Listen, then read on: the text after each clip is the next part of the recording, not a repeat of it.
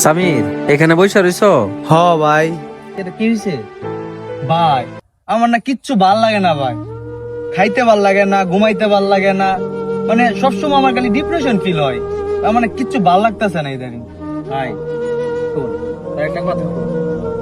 বিয়ে শাদী তো করছস, একটা কথা মনে রাখিস, এই দুনিয়াতে পরিবারই সবচেয়ে আপনজন। তুমি তোমার বাবা মার খোঁজ খবর নাও, আল্লাহ তোমারে ভালো রাখবে।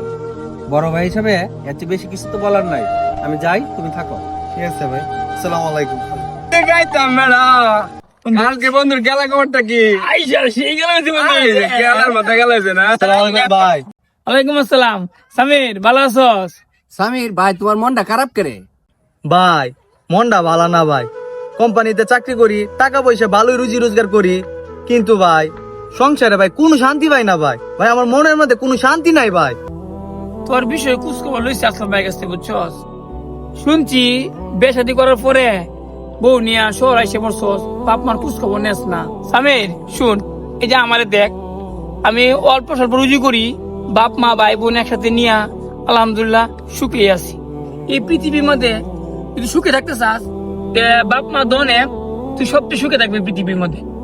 বাপ মারে তোর সাথে আন একসাথে থাক, তুই সুখে থাকবি তুই।